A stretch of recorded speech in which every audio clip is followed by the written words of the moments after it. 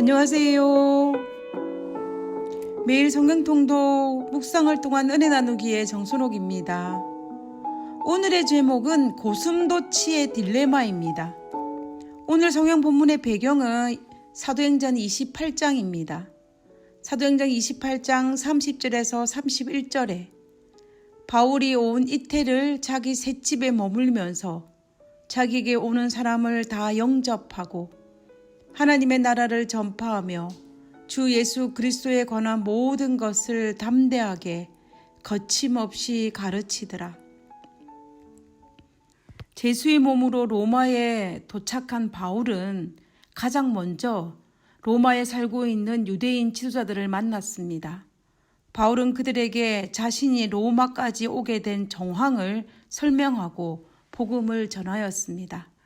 바울이 전한 복음을 들은 유대인 지도자들 가운데는 믿는 사람도 있었지만 믿지 않은 사람이 대부분이었습니다. 이에 바울은 그들이 복음을 영접지 아니함을 안타까워하면서 이사야 6장 9절에서 10절에 있는 예언된 말씀을 통하여서 위로를 받았습니다. 바울의 마음은 어떠하였을까요? 바울은 자신이 동족에게 배척당하는 아픔을 견디어야만 했습니다. 그는 비록 이방인을 위해 평생을 선교사로 사역한 이방인을 위한 택한 그릇이었지만, 비록 유대인에 의해 죄 없이 제수로 로마에 잡혀왔지만, 그는 로마에 오자마자 유대인을 만나기 위해서 유대인을 모았다는 것을 보아서 그는 여전히 자신의 동족 유대인에 대한 강한 애착이 있었음을 알 수 있습니다. 그러나 상황은 유대인들이 그리스도를 영접하지 않은 대다수의 무리로 인하여서 바울의 마음은 무척이나 아프고 아리었을 것입니다.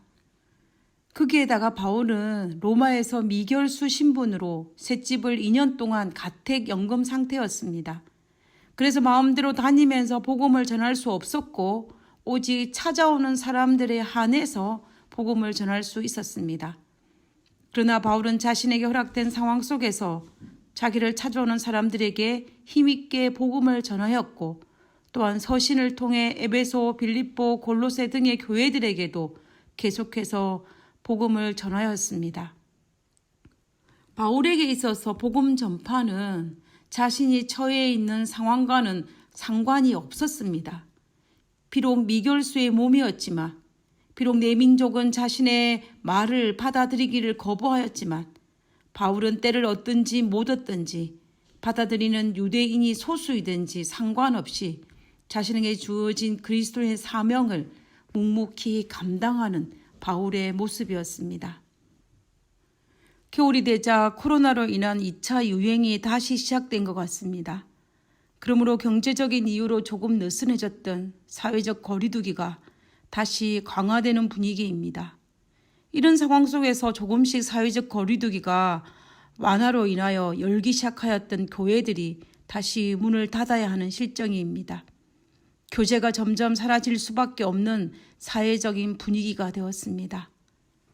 이러한 시기에 고슴도치 이야기가 생각이 납니다. 독일의 철학자 소펜하우가 쓴 우화에 고슴도치 이야기가 나옵니다. 어떤 사람이 추운 겨울밤 고슴도치 떼를 우리에 넣었다고 합니다. 영하 20도의 혹함 속에서 찬바람이 불어오자 부들부들 떨던 고슴도치들이 한 마리 한 마리 모여들기 시작했습니다. 처음에는 따뜻해지는 것처럼 보였습니다. 그러나 모여든 고슴도치들이 자기 자리를 더 많이 차지하려고 저마다 가시를 세우기 시작했습니다. 세워진 가시는 서로 상대방을 찌르고 피를 흘리게 만들었습니다. 모여든 고슴도치들은 아파서 흩어지기 시작하였습니다. 그런데 흩어지면 다시 추웠습니다. 추워서 부들부들 떨다가 견딜 수 없어서 다시 모여들기 시작했습니다. 그렇게 모였다 흩어졌다, 흩어졌다 모였다를 반복하다가 날이 밝아왔습니다. 아침에 나가보았더니 모두 얼어 죽어 있더랍니다. 절반은 얼어서 죽었고 절반은 피를 흘리면서 죽었다고 합니다.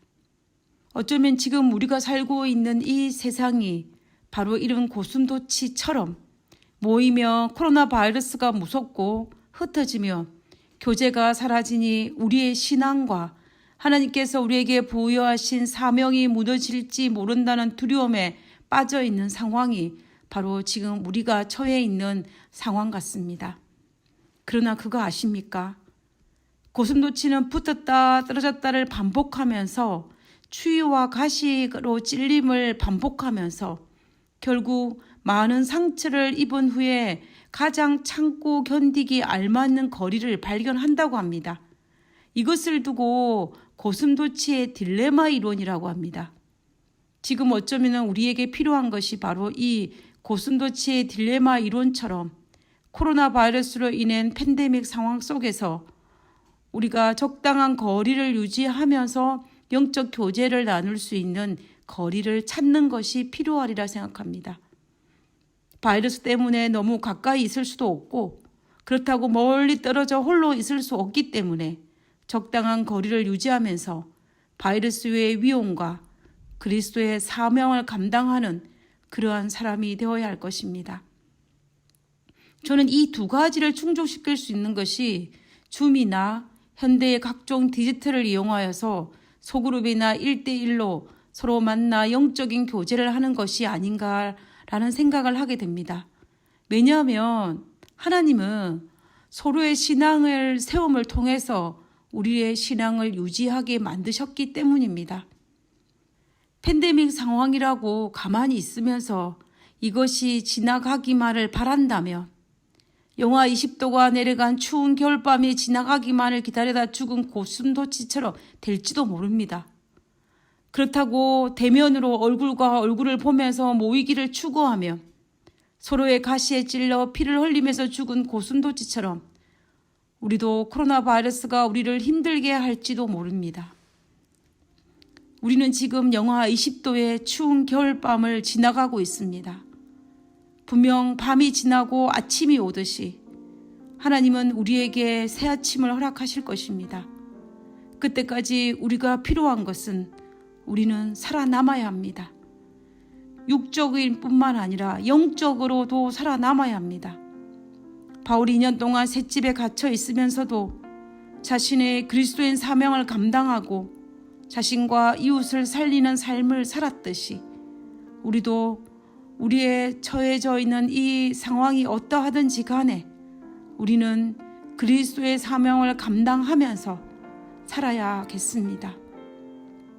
하늘에 계신 저희들의 아버지, 평생 동안 하나님을 사랑하며 또 그 사랑을 전하였던 바울의 생애가 우리의 마음을 뜨겁게 합니다. 하나님, 오늘 우리가 처해 있는 상황이 바울이 셋집에 갇혀 있는 것처럼 고슴도치가 추운 겨울밤에 덩그러니 바깥에 내놓여 있는 것처럼 그런 상황 속에 처해 있습니다.